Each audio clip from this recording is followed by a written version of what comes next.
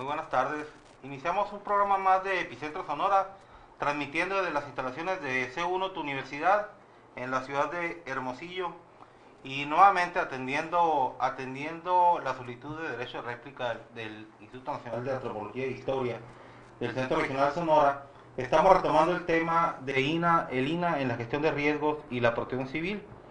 Eh, Tenemos como invitado de la institución al maestro Omar Jara Domínguez.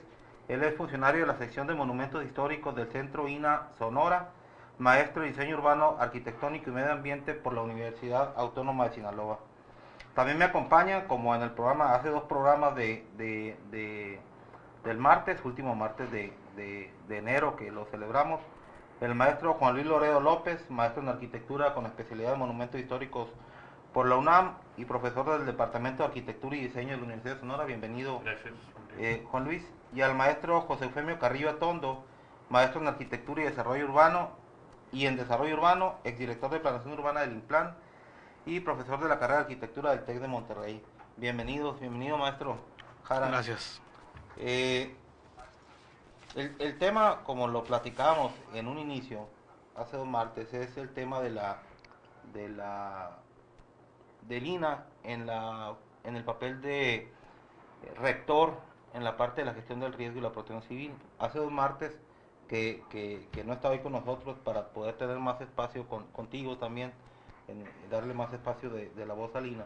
Estuvo el ingeniero Guillermo Moreno, director de la Unidad Municipal de Protección Civil, explicando como antecedente la problemática que tiene la autoridad municipal, en este caso por las restricciones que impone la misma área de desarrollo urbano del propio ayuntamiento, al incluir, independientemente de la ley federal, al incluir en su reglamento de construcción la anuencia del INA para poder hacer cualquier obra, modificación o demolición en los inmuebles que tiene catalogados el centro INA aquí en Hermosillo en específico.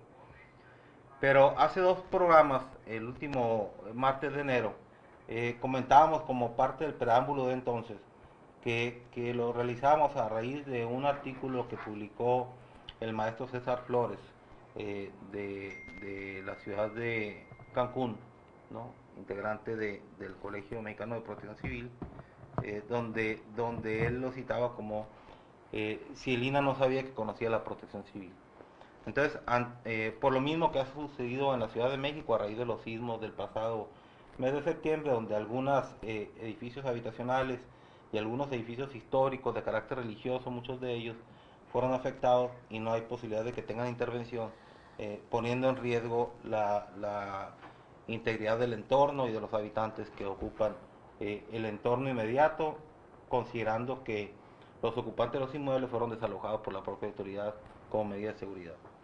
Entonces, si quieres empezamos contigo. Platicábamos el martes también de que de la ley federal del INA y la ley federal del Instituto de Bellas Artes como entes reguladores y las condiciones que ponían desde el punto de vista de conservación del patrimonio y del patrimonio artístico y el patrimonio histórico, ¿no? Y concluían los expertos en la mesa y que hoy me acompañan, el maestro José Carrillo y el maestro Juan Luis Loredo, que si bien es cierto la restricción se imponía por parte del instituto, era una participación conjunta, la autoridad municipal, la autoridad federal, en este caso ustedes como institución, y los propios particulares, posesionarios o poseedores de los inmuebles, en tratar de conservar los monumentos siempre y cuando se diera unas condiciones de seguridad. Entonces, para efecto de iniciar con la plática, una charla en esta hora, pues te hacemos la palabra. Te voy a levantar aquí un poquito.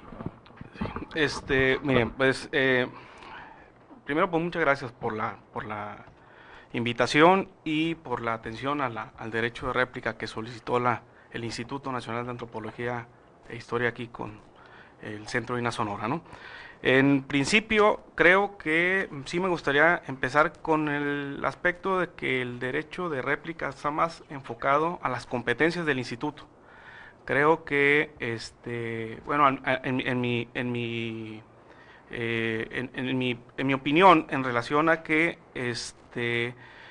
advertí algunas datos, algunas imprecisiones respecto a la ley federal precisamente que protege el patrimonio cultural en México, ¿no? De entrada, creo que es importante, bueno, además de tiene que ver estrictamente con la competencia institucional, creo que hay muchas coincidencias con lo que aquí opinaron ustedes en buena parte de el cómo se está abordando y el cómo vemos los centros históricos, o en este caso en particular el centro histórico de Hermosillo. Sí me gustaría empezar diciendo que es una sola ley, la ley federal sobre monumentos y zonas arqueológicos, artísticos e históricos. Claro, ahí se desprenden dos competencias para dos instituciones, una de ellas es el INAH y la otra es el INBA, ¿verdad? Y en el caso en particular, en el caso del Instituto Nacional de Antropología e Historia, tenemos como competencia el patrimonio arqueológico y el patrimonio histórico, ¿verdad? Claro, en el caso específico de la ley, el patrimonio lo define como monumento arqueológico y monumento histórico, ¿verdad?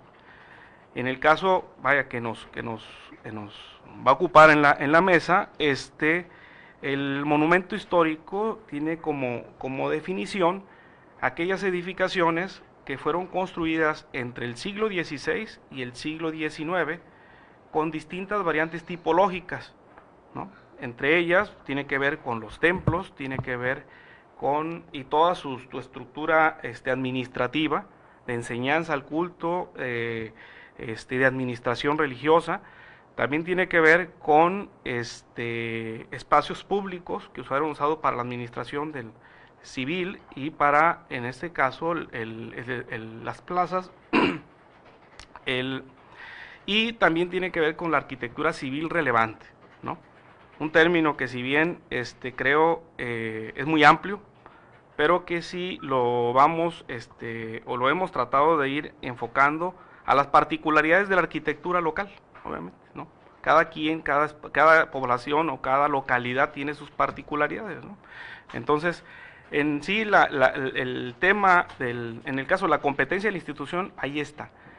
Parte de las funciones que marca la ley tiene que ver con investigación, protección, conservación del patrimonio edificado. En este caso, creo que englobamos mucho el uso que usamos del patrimonio cultural es un término muy amplio. De hecho, un término que incluso involucra algunas manifestaciones artísticas y arquitectónicas ya ha entrado el siglo XX, inclusive después de la segunda mitad del siglo XX. Entonces, en el caso de nosotros, nos ocupa, en el caso ya de la materia arquitectónica, nos ocupa estrictamente la arquitectura del siglo XVI al 1900, como bien lo comentó aquí el arquitecto Lorego, ¿no? Okay.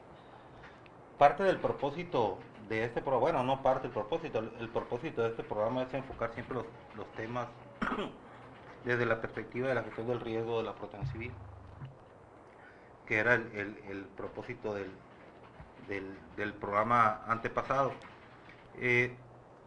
A fin de sacarle el mayor provecho a tu presencia aquí en el programa, arquitecto, maestro, si empezamos, si gustas, a cómo podemos conciliar los diversos, voy a utilizar la palabra aunque no sea totalmente correcta, los diversos intereses de las dependencias, en este caso INAH, ¿no? Que tiene las dos competencias de los dos institutos, pues, para el caso de Hermosillo, ¿no? INBA o INAH. Desarrollo urbano, particulares como propietarios, posesionarios, consultores o diseñadores que intervienen en pro de los propietarios, y las áreas de protección civil. Tenemos en Hermosillo, y lo comentamos como un ejemplo hace un martes, Hermosillo, según la dependencia de la unidad municipal, tiene alrededor de poco más de 300 inmuebles catalogados ellos como edificios históricos, o cuando menos con la restricción a la intervención. A mí en alguna ocasión una periodista me llevó un archivo de poco más de 500 edificios. Esa información la obtuvo, según la periodista, del propio instituto del INAH. En diferentes cuadrantes de la ciudad, ¿no? La mayoría, pues obviamente en el centro, que ya conocemos que está delimitado aquí en Hermosillo.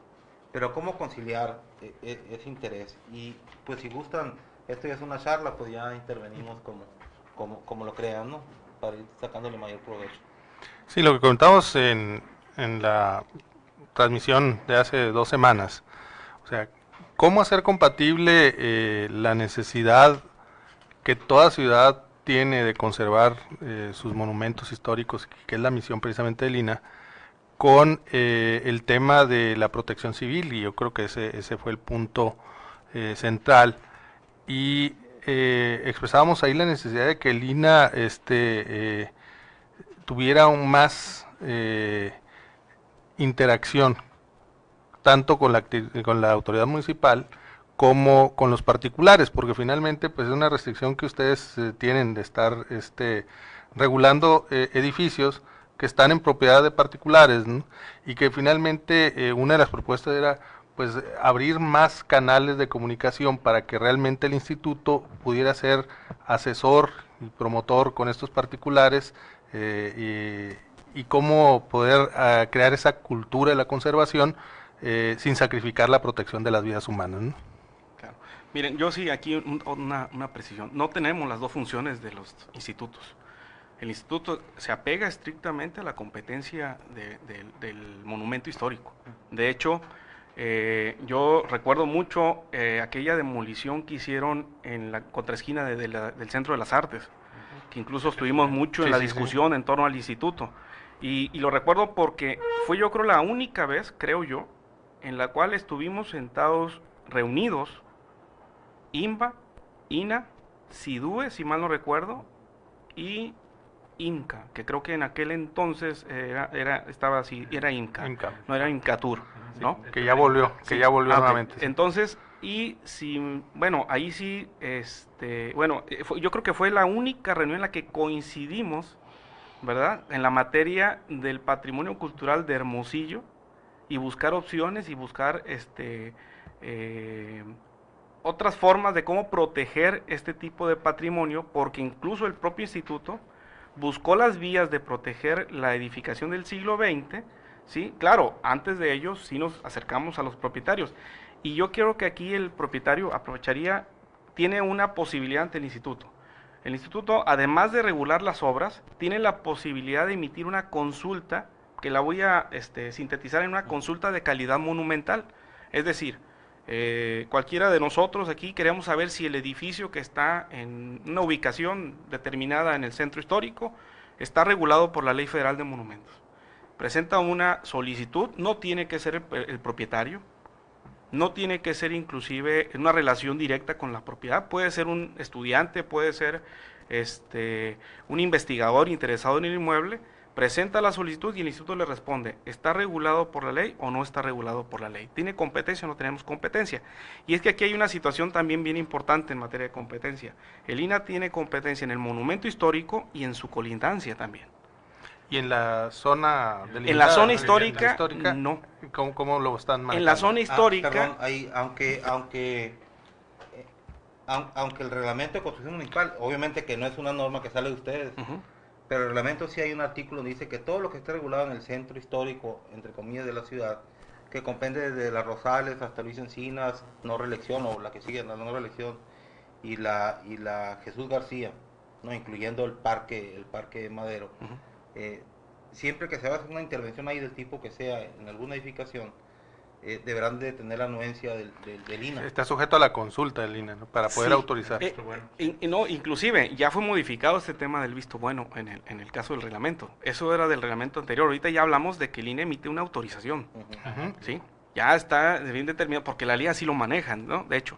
Y claro, parte del término de que el INAH proteja, en este caso, las colindancias, pues sí tiene que ver con la parte estructural del monumento histórico, y tiene que ver incluso con las juntas constructivas entre ambas edificaciones, tiene que ver con el desalojo de aguas pluviales, imagen urbana, bien enfocado y bien claro la parte y la participación del instituto. Ahora, el tema de la zona histórica, creo que esos son los instrumentos que derivaron de alguna manera después de esa reunión, porque posteriormente se emitieron, en el caso de Hermosillo, ya específicamente se determinó una zona histórica por acuerdo de Cabildo.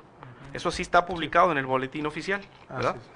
Pero el instituto, por norma y por ley, tenemos la competencia de que es el monumento histórico y su colindancia. Es decir, cuando se presenta una solicitud de un edificio moderno en el centro de la ciudad, nosotros respondemos claramente, este trámite, su edificio no es competencia del INAH, es decir, no está regulado por la ley federal, por lo tanto, su continuidad en el trámite tiene que ser ante el CIDUE, ante la Coordinación de Infraestructura. Claro, aquí hay una situación en términos ya de los trámites, existen, yo advierto dos situaciones,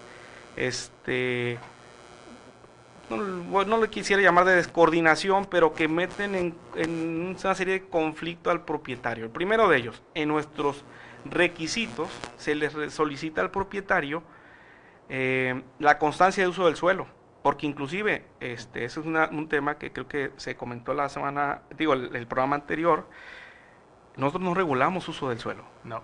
Es un tema exclusivamente municipal, inclusive la ley general de asentamiento. Y por mandato constitucional, el artículo 115 así lo establece. Uso del suelo, municipio. Entonces, en ese detalle, el municipio, entiendo yo, no emite licencias de uso del suelo si no tiene la autorización del INAH.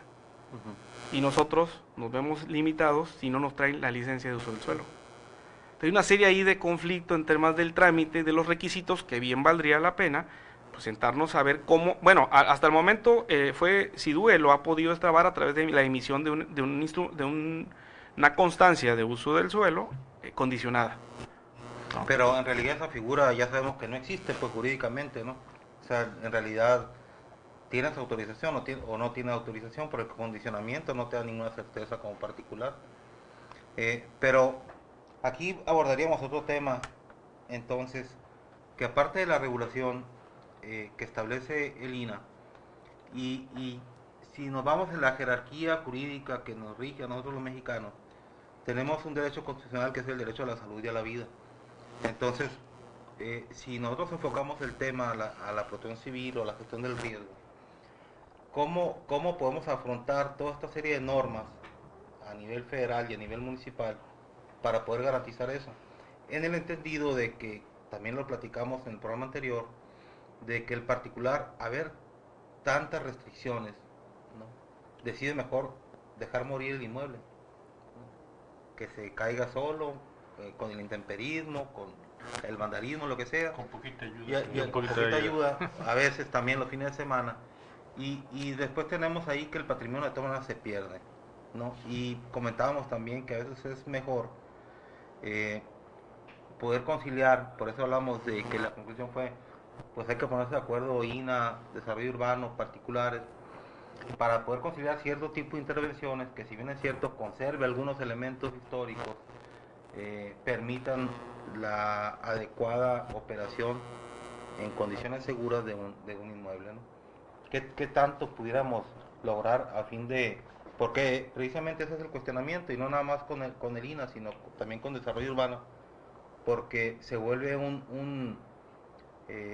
nomás tirar, sí, ¿no? Y estar peloteando la pelotita, ¿no?, de un lado a otro, como lo que comentabas, el ejemplo bien claro del uso de suelo, ¿no? Bien, en este caso, bien, yo creo que el instituto, un poquito viéndolo de manera más amplia, en la materia de riesgos, no solo atendemos la parte de la protección civil en los centros históricos. En el caso del INAH maneja incluso un programa que lo hemos denominado últimamente Previna, precisamente, que lleva el enfoque más preventivo en relación a los monumentos históricos. Ese es un programa que está muy ligado y muy vinculado a Fonden inclusive. Y ¿no? ahí voy a hacer el paréntesis para después hacer un nuevo programa exclusivamente con ese tema, ¿no? Porque claro, el programa Epicentro tiene un alcance a nivel nacional, y sería positivo que los demás estados que transmiten Epicentro, son 8 ya, más Colombia,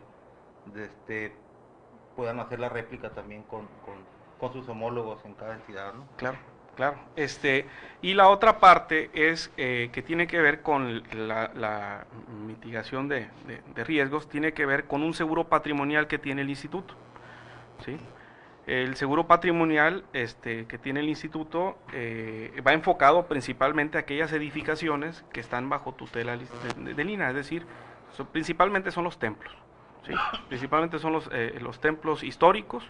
Claro, tenemos es una situación en la que involucra una aseguradora, en la que involucra una conciliación, involucra una serie de trámites que hay que hacer, y obviamente hay que demostrar inclusive por parte del instituto que hubo afectación, principalmente en dos,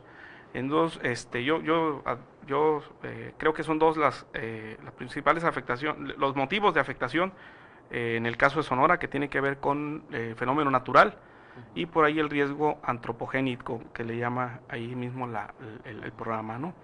Pues los ejemplos, obviamente, un ejemplo en el caso de los huracanes, obviamente, cuando hay lluvias o lluvias torrenciales en un momento dado, y el INAH hace los reclamos, e incluso nos apoyamos mucho de las declaratorias de desastre natural que emiten los gobiernos de los estados. Para ese caso, ¿no? Y usted puede recurrir a ese seguro, no necesita haberse publicado el decreto donde forme parte de un bien a resguardo del instituto.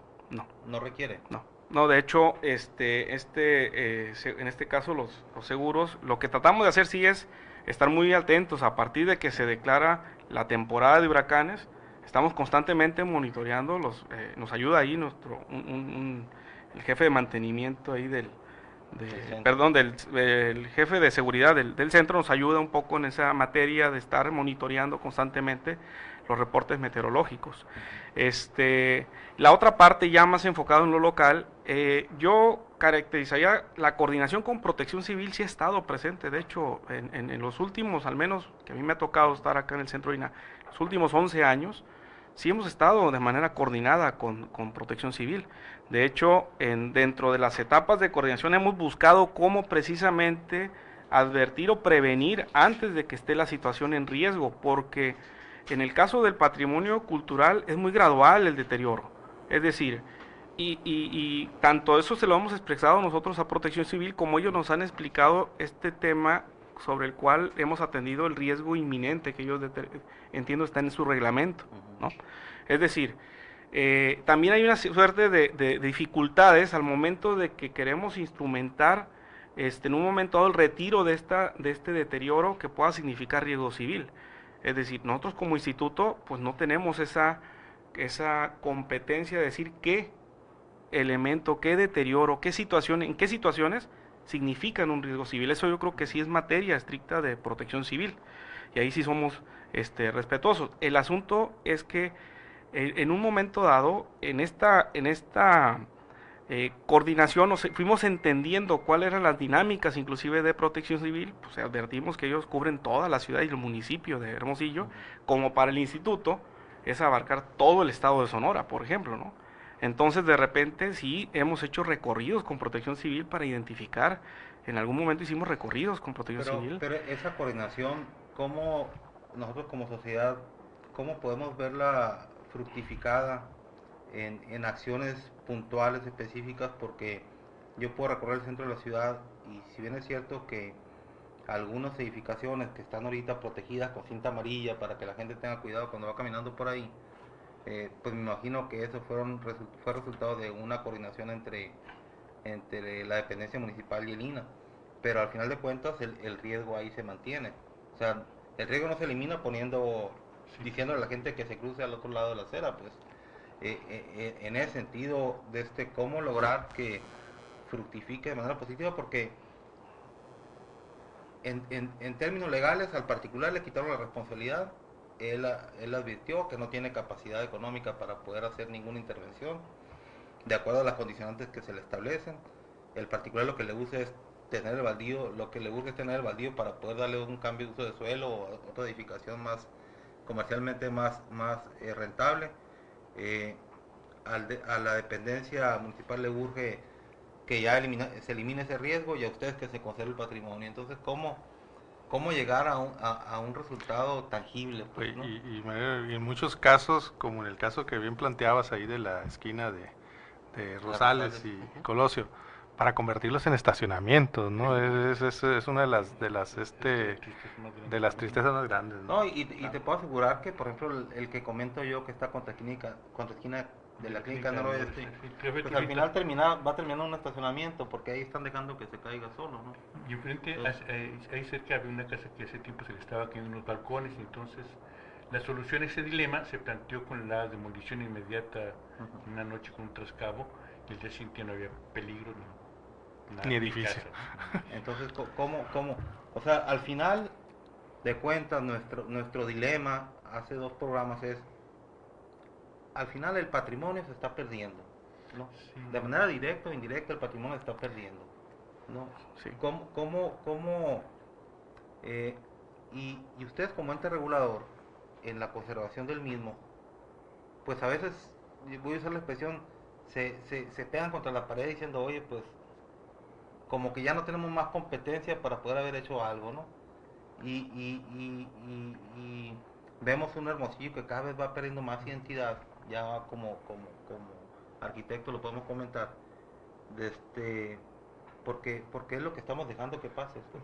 No se permite el cambio de uso de suelo, lo mismo que... Sí, y una de las preguntas importantes aquí es si el mandato de ley del instituto se limita al siglo XIX, ¿qué pasa? Si no debería haber una revisión. Claro, ya tienen muchas funciones y mucho trabajo de tratar de extender ese periodo, porque, bueno, a mí me tocó, por ejemplo, el caso de la Cruz Galvez, ¿no?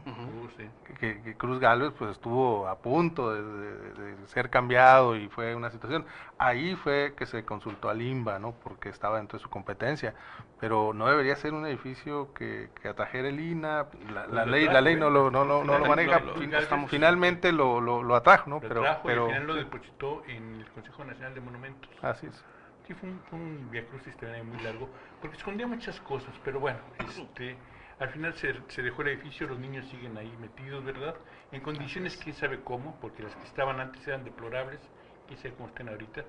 Pero bueno, el resultado es que las leyes están siendo inoperantes, ¿no? La ley que regula el INA es una ley, yo me aventuré la vez pasada a decir que ha sido rebasada ya. Ha sido una ley con muchos... nació con un estigma muy fuerte, que fue esta catalogación tan estricta de un año, un momento, 1900, ¿verdad? Y eso incluye hasta el 31 de diciembre de 1900. Y luego, como por arte de magia, ya le toca al Instituto Nacional de Bellas Artes, solamente si tiene valores relevantes, artísticos relevantes, lo cual es otro problema teórico difícil de resolver. Entonces, y lo dejas en un ámbito muy subjetivo. Sí, así es. Entonces, de repente como que las leyes están quedándose muy rezagadas, la sociedad ha avanzado, y al no encontrar respuestas, lo que sucede es este descuido que termina siendo el abandono. El abandono, y vemos una ciudad como Hermosillo, que es una ciudad donde la gran característica que era su arquitectura baja, de muros gruesos, bajos, ¿verdad? Con ventanas en sentido vertical, con mucha ventilación, de repente ya no existen. Y ahora hay puros estacionamientos huecos, ¿no? Va pareciendo cada día más a es como una sonrisa una ciudad chimuela, ¿no? O una ciudad como queso gruyere, ¿no? Llena de hoyos por todos lados, porque algo está pasando. O sea, yo no niego la bondad, es innegable que sin el Instituto Nacional de Antropología e Historia se hubiese caído la mitad del patrimonio de todo México, eso es seguro. Pero también es cierto que con el instituto, tal como está, amarrado, atado por una ley que no le permite muchas más cosas, ¿verdad? Y donde el usuario tampoco entiende cuál es la función precisa donde ni siquiera las autoridades a veces lo entienden.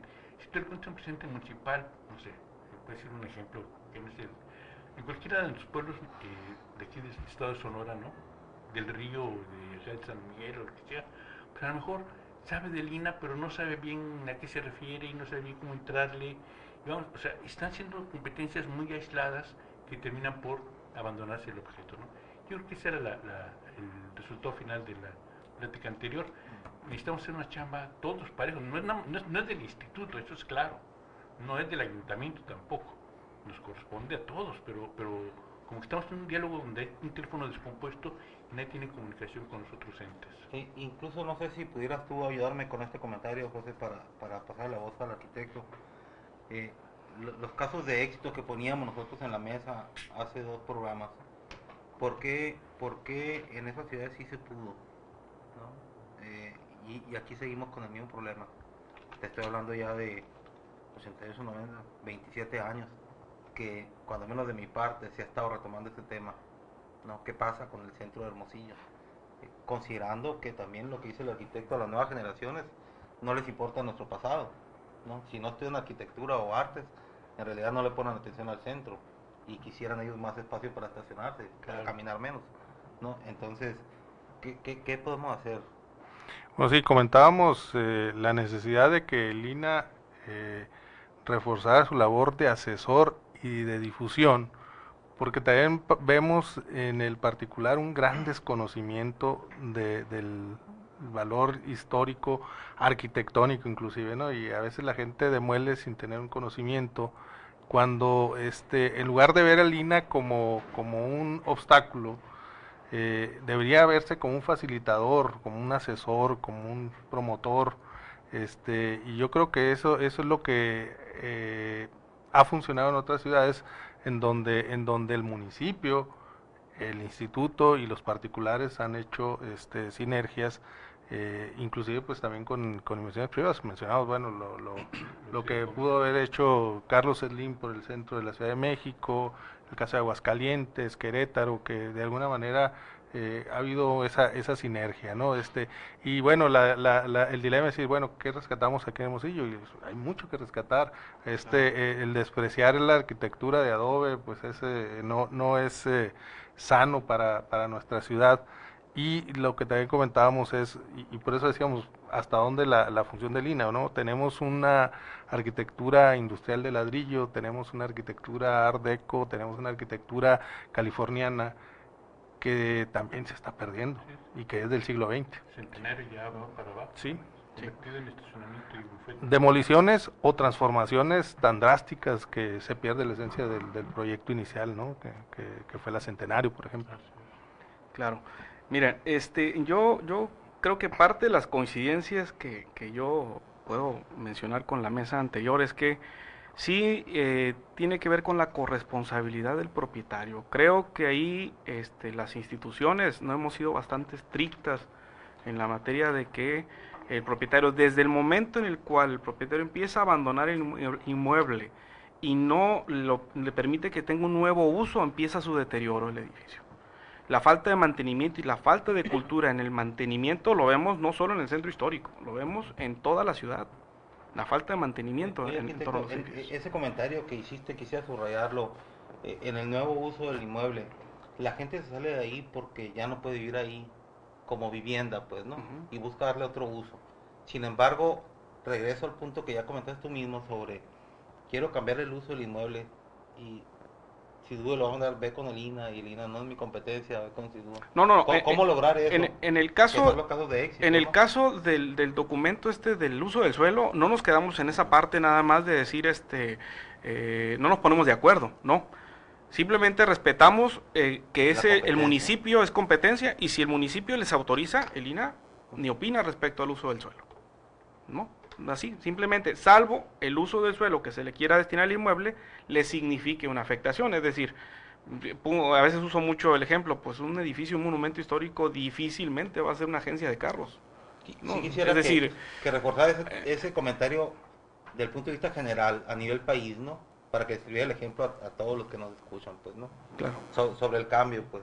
Bueno, es que en este caso, en el caso del reglamento en la ley federal, habla de que el uso, en principio está muy vinculado, el tema del uso del suelo está muy vinculado a un artículo que es el artículo 11 de la ley federal, donde menciona que podrán hacer solicitudes de exención de impuestos, impuestos prediales, muy exclusivamente en el caso de la ley a la parte del Distrito Federal o Ciudad de México, ¿no? Yo debo comentarles que aquí hubo un intento, de hecho, de exentarlos del impuesto predial. ¿Qué fue lo que advertimos? Y nada más fue en el caso de algunas solicitudes que llegaron al instituto. Necesito que me diga que el INAH es monumento histórico o edificio para que me condonen la deuda que yo tengo ante el municipio. Es decir, esta parte y este beneficio no se tradujo en un beneficio hacia el inmueble. ¿Qué pasa? Bueno, pues sí, ellos nos presentaban una constancia de calidad monumental y bueno, el edificio tiene esta condición ante el instituto, ¿no? Y ya no regresaban, ya no presentaban un proyecto que le significara algo al inmueble. Creo que no pudiera precisarlo en relación a que esto estuvo en la ley de ingresos del estado o municipal, no sé, yo ahí sí no lo pude identificar con claridad, pero sí hubo gente que llegaron y pidieron una constancia para que le exentaran el impuesto, los En la adeudos. época de Gana, que se quedó el consejo, Ahí, ¿no? ahí sí, ahí la situación es el no estar amarrado a que ese apoyo fiscal estuviera siempre pues sujeto a una intervención de mejora, rescate o conservación del edificio, ¿no? Claro. Y eso sería una situación de lo que comentábamos la vez pasada, en donde el municipio tiene mucho que hacer y que ese es un incentivo importante, ¿no? Por parte del INA mencionábamos, se ve como a veces un obstáculo que se tiene que salvar para poder hacer alguna edificación, pero realmente, como dices, el instituto no va a regular el uso de suelo, ¿no? Claro. Y mencionamos una palabra clave aquí la mesa pasada, creatividad. O sea, se necesita creatividad, ¿no? Sí. Tanto el particular como de las instituciones municipales y federales, para poder hacer mecanismos novedosos que puedan, por un lado, conservar el patrimonio y siempre mencionamos, y que también los edificios puedan ser rentables, redituables y seguros para los usuarios, ¿no? El cambio de uso de suelo, como dices, es municipal, y en todo centro histórico vivo se da el cambio de uso de suelo. O sea, siempre vemos el convento hoy convertido en banco, o el convento convertido aún en una escuela, en una institución universitaria. Entonces, el cambio de uso de suelo se da. De hecho, es necesario, es parte del reciclaje urbano, ¿no? Ahí el punto, como dices, cómo convertir lo que era una estructura del siglo XIX, del siglo XVIII, en un espacio que pueda adecuarse a las necesidades actuales, ¿no? No puede ser una agencia de carros, aunque en el caso del museo tengo una agencia de carros que ahora es Oxxo, ¿no? Sí, sí. No, sí llegó un momento, pero no era en este caso, no era histórico, era un momento, yo considero un monumento artístico, una Artístico. obra del arquitecto, ay, se me fue, Neri, Ortega Neri. Ortega, que era una agencia de automóviles, que ahorita es un Oxxo, ¿no? Es la que dice ahorita. Sí. Que tiene una estructura magnífica de Maravillosa. madera. Magnífica. Maravillosa, sí, y ahora es un Oxxo que tapa todo. Pero es una constante en todo el país. Yo a veces también siento, lo voy a decir con cierta malicia, a veces el instituto también opera por intereses o por ideologías. O sea, y no quiero referirme a nadie en especial, voy a señalar solamente un ejemplo. Hace varios años un famoso arquitecto mexicano muy connotado decidió que sobre el colegio de niñas pueden hacer el club de banqueros, ¿no?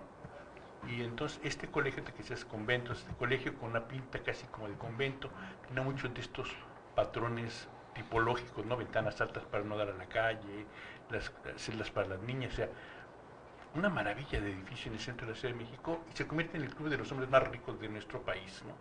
Y por supuesto con esa riqueza pues tenían toda la influencia posible.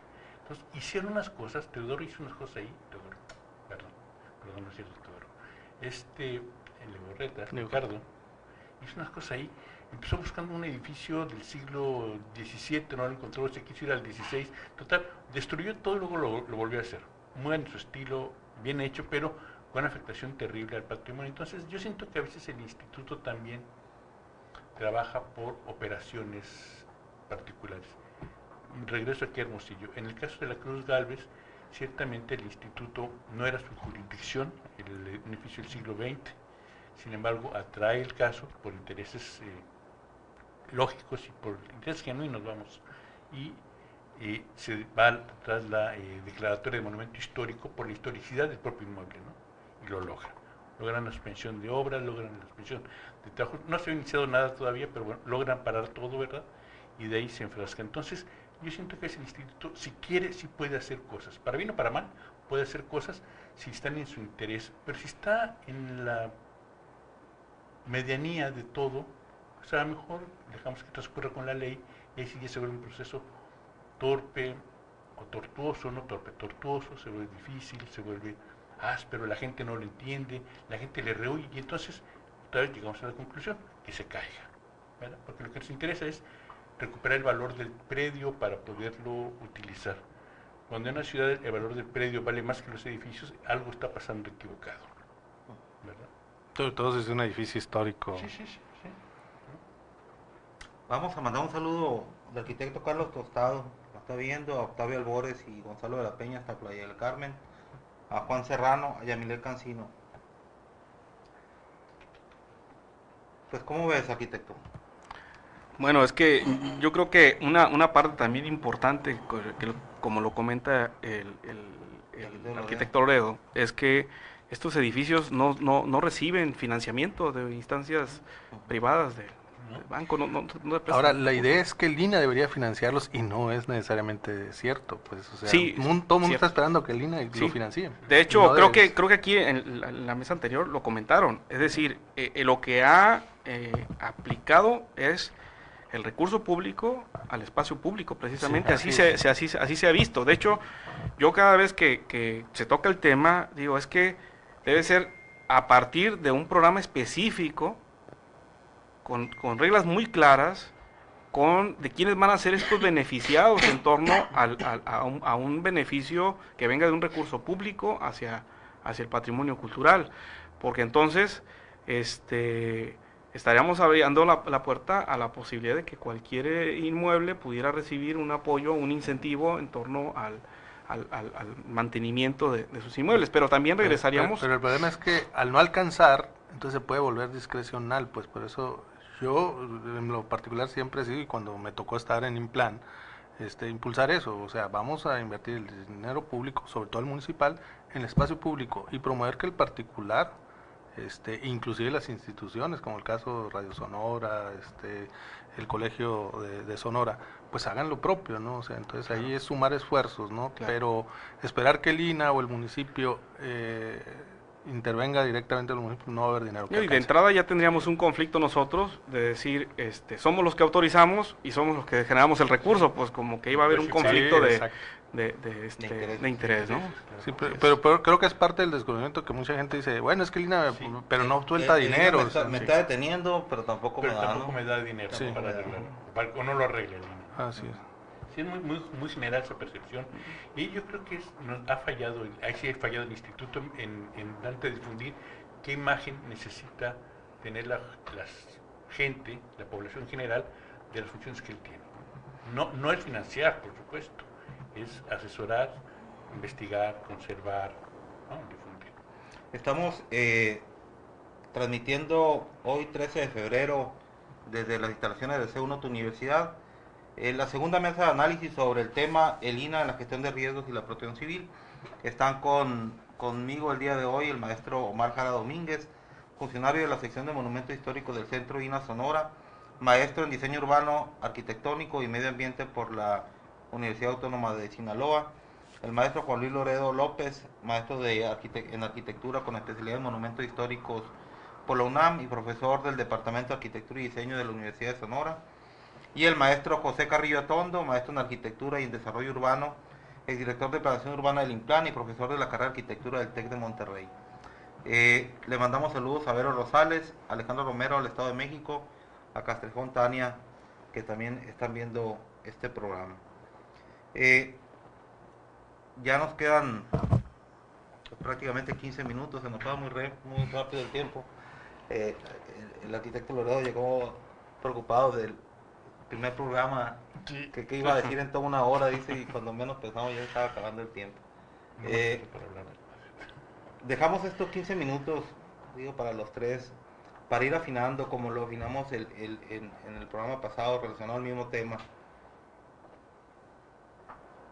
¿Cuál sería la recomendación proactiva, propositiva, para poder, de la manera que ustedes me lo digan, si quieres platicamos primero José Carrillo y Juan Luis Loredo, para que cierres tú, arquitecto, con el comentario,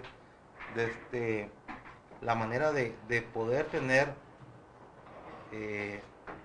una ciudad segura con patrimonio histórico, ¿verdad? ¿Cómo podemos hacer? Ese es el dilema, y al final te digo, de hace 2 martes concluimos, pues es corresponsabilidad de todos, ¿no? INA, municipio, particular. Pero bueno, eso queda en un mensaje de buenas intenciones. ¿Cómo pudiéramos cerrar? ¿Qué recomendarías tú como representante del instituto, de que el ayuntamiento a lo mejor, pero los mismos colegios de profesionistas, nosotros como consultores, como asesores de un particular, cómo empezar a mover esa máquina, que a lo mejor somos los engranes más chiquitos y tenemos que trabajar más para mover los más grandes? ¿Cómo no?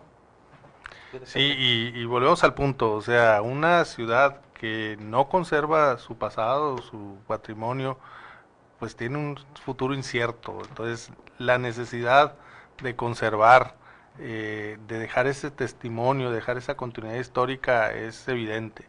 Sin embargo, también el hecho de que la vida es también un elemento primordial, pues nos lleva a decir, bueno, hay que buscar esquemas creativos y novedosos en donde podamos conservar lo conservable y hacer segura la ciudad, ¿no? Yo creo que ese es el punto. Y agregaría un tercero, o sea, cómo en ese proceso podemos hacer que la ciudad también sea productiva o el centro histórico sea productivo. El tema de uso de suelo, que bueno, eso nos toca acá los que estamos en el tema urbano, creo que se ha malentendido también, o sea, el reciclaje urbano se da a partir de cambios funcionales en el uso de suelo de los edificios, siempre y cuando pues se haga de una manera adecuada, donde haya seguridad y donde haya una conservación, inclusive rescate de elementos que se han perdido, ¿no? Aquí en Hermosillo pues es muy común lo que era planchar los edificios, se perdieron estilos, se han perdido diferentes trazas que es también importante conservar en el centro histórico, y yo creo que ahí lo que es el papel del instituto debe difundirse más, debe entenderse, debe haber también una corresponsabilidad donde, insisto, el municipio tiene un gran trabajo que hacer, sin duda lo ha hecho. Creo que el área de protección civil ha estado ahí trabajando y se ha coordinado con ustedes. Creo que Implan también ha estado trabajando en lo que es la catalogación, y creo que hay esos intentos, ¿no? Pero aquí yo creo que faltaría sumar un poquito más a los particulares, a los colegios, a toda esta sociedad, las instituciones educativas. Así es. Es necesario que las escuelas de arquitectura participen de una manera más clara, más clara. La verdad es poderosa. La verdad es que en este sentido y en este tema, aquí me voy a meter otra vez yo, perdón, arquitecto, lo que tú vas a seguir ahorita. La verdad es que entre más escuelas de arquitectura hay en Hermosillo, más tenemos este problema. Debería de ir cambiando la cultura sobre el patrimonio de la ciudad, y debería ir cambiando también la cultura sobre cómo proteger esos inmuebles y cómo darle seguridad a la sociedad. Bueno, pero ya tenemos prácticamente 6 universidades que dan la carrera de arquitectura aquí, bueno, y seguimos hablando del mismo problema. Ahora sí que me dieron una voltea a Juan Luis y a mí, pues porque somos profesores de escuela de arquitectura, y el papel de la escuela de arquitectura en la formación, ¿no? Ahí pues la aspiración de todos los muchachos siempre es hacer mega edificios, y como dice, todo el mundo quiere diseñar, no nada más el arquitecto, ¿no? Todo el mundo quiere meterle mano a los edificios. Y yo creo que sí, la difusión de la conciencia de la conservación, y además las habilidades y competencias para hacerlo de una forma adecuada, debería venir también de las universidades, ¿no? Rápidamente, arquitecto, para dejar la palabra. Pues mira, yo nada más retomaré un poquito lo que quedamos en la vez anterior que nos reunimos aquí mismo. Es una responsabilidad compartida. Los monumentos no pertenecen a un grupo de personas o a unas instituciones o a un dueño solamente, o sea, son parte de una fisonomía urbana, de una ciudad que nos es a todos por igual, ¿verdad? Y de todos sería la responsabilidad de mantenerlos. ¿Cómo hacerlo? Esa es la parte difícil. Y la más difícil todavía para el monumento es cómo traer estos edificios con una carga histórica importante al presente, un presente que demanda mayores índices de comodidad, mayores factores de seguridad, una serie de cosas. Ahí está el reto, o sea, pero me parece que entonces tenemos que ponernos a la altura del reto también nosotros como profesionistas, ¿no? Y finalmente, una labor de divulgación y de educación terrible que necesitamos hacer, o sea, participaría el INA, participarían las instituciones educativas, los colegios de arquitectos, la misma sociedad, Yo hace poco tiempo vi una exposición de fotos antiguas que montaron, no sé, creo que montó el instituto, en la calle, en las calles del centro, entre la Plaza Bicentenario y la Plaza Zaragoza. En este callejón que yo ahora es peatonal, afortunadamente, montaron unos vemos con nosotros, y la gente se paraba, era precioso porque ves al señor explicándole a los niñitos que llevaba a sus nietos seguramente, mira, esta era la casa, así era la casa, o sea, hay un interés genuino por la gente, pero esto se rompe, esta burbuja de jabón se rompe cuando vemos la realidad. Entonces yo creo que sí necesitamos trabajar mucho más y dejarnos un poquito de echar la culpa, ¿no? Echar la pelotita de que no, le toca a Lina, no, es de Lima, ay no, ahora te toca a ti, o sea, no llegamos a nada, ¿verdad? Entonces, esa sería mi única reflexión, un compromiso más cooperativo. Medio Un minuto. saludo a la maestra Leticia Garduño Morales de Tabasco también, que está viendo el programa.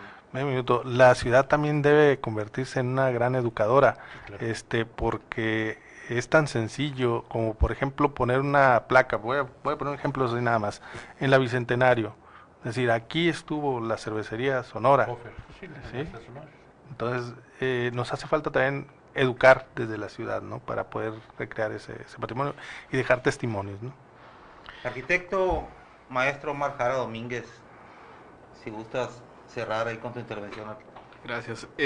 Yo creo que por parte de las instituciones han estado aportando y han estado intentando hacer esta protección en materia nos hemos centrado mucho en la protección del patrimonio cultural, las instituciones, es decir, tenemos reglamento de patrimonio cultural, tenemos una ley que fue modificada y que ahora aborda la protección del patrimonio edificado, ley estatal, reglamento municipal.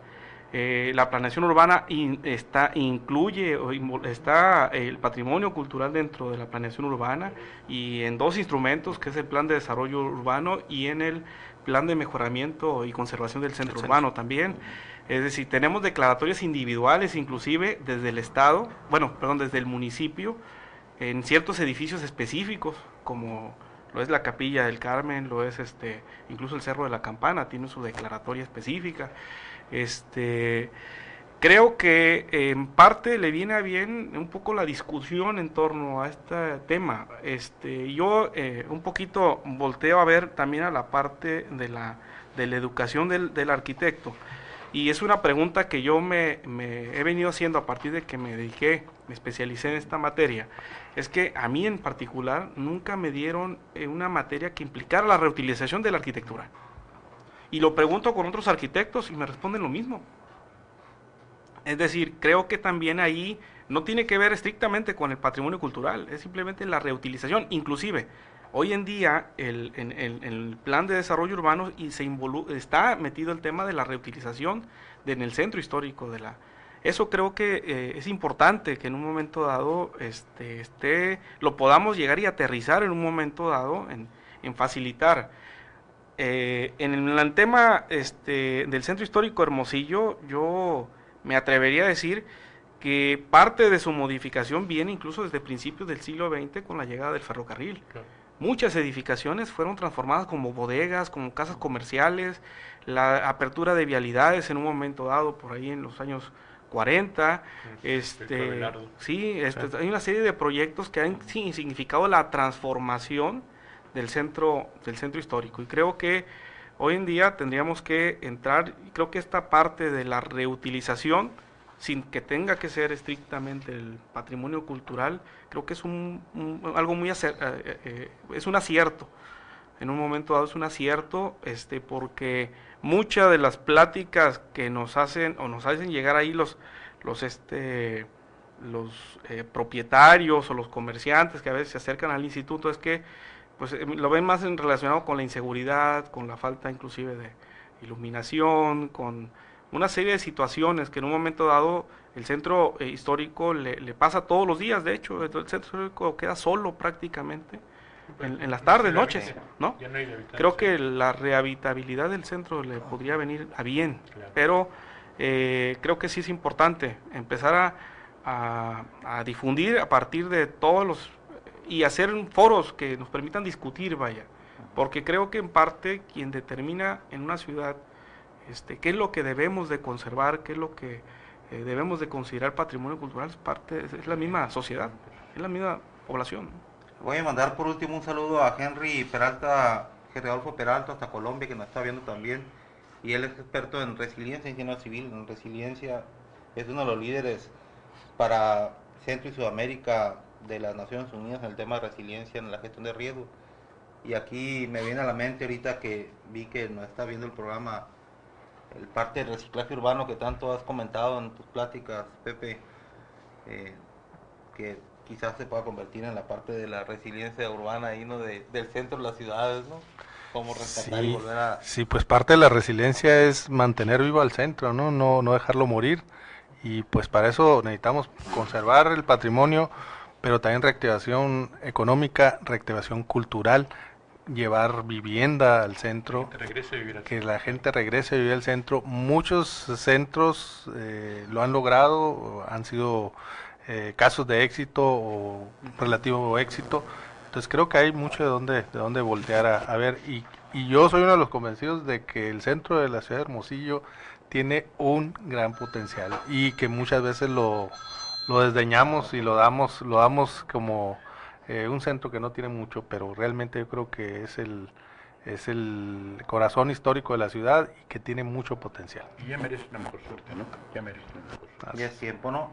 Bueno, yo quiero agradecer al maestro Omar Jara Domínguez, funcionario de la sección de Monumentos Históricos del Centro INA Sonora, maestro en Diseño Urbano, Arquitectónico y Medio Ambiente por la Universidad Autónoma de Sinaloa, al maestro Juan Luis Loredo López, maestro en Arquitectura con especialidad en Monumentos Históricos por la UNAM, profesor del Departamento de Arquitectura y Diseño del UNISON, y al maestro José Carrillo Atondo, maestro en Arquitectura y Desarrollo Urbano, exdirector de Planación Urbana del INPLAN, profesor de la carrera de Arquitectura del TEC de Monterrey, que me han acompañado el día de hoy en un programa más de Epicentro Sonora para hacer la segunda mesa de análisis el INA en la gestión de riesgos y la protección civil. Y quiero terminar, pues primeramente agradeciendo a Ramsés Contreras, como siempre, y a Bernardo Chaparro el apoyo técnico para poder transmitir este programa, pero especialmente quiero agradecer mucho a la licenciada Marta Olivia Solís Atarain, que aquí nos acompaña, encargada de difusión del Centro INA Sonora, que me hizo llegar un oficio solicitando el derecho de réplica por el tema que tratamos hace 2 martes. Yo quiero realmente felicitar al Centro INA Sonora porque si bien es cierto que en las redes sociales y en los programas muchas veces se aluden a las instituciones y a las dependencias de los 3 niveles de gobierno, el no dejar pasar los temas, licenciada, y pedir el uso de la voz para poder dar la opinión, yo creo que es lo que falta aquí hasta las autoridades de nuestro tiempo, ¿no? Entonces yo le quiero agradecer mucho que se haya tomado la molestia de pedirnos este programa, y una vez aprovecho para programar con tiempo otro programa para hablar del tema que nos comentaste, arquitecto, sobre Claro. el trabajo que se hacen con el Fonden para poder conservar, y este programa, aunque el enfoque es y el objetivo es la gestión de riesgo y la protección civil, lo usamos como un programa de difusión y educativo prácticamente por los temas que abordamos, y en lo que ustedes necesiten poder transmitir de este centro o de cualquier otro centro donde se transmite Epicentro, Veracruz, Nuevo León, Guadalajara, Estado de México, Quintana Roo, desde Puebla, Ciudad de México y Colombia, poder abordar cualquier tema relacionado con ustedes. Y pues muchas gracias, les agradecemos mucho la atención. Terminamos con tiempo porque luego nos desconecta Bernardo Chaparro sin avisar, y nos vemos el próximo martes. Muchas gracias, hasta luego. Hasta luego. Gracias.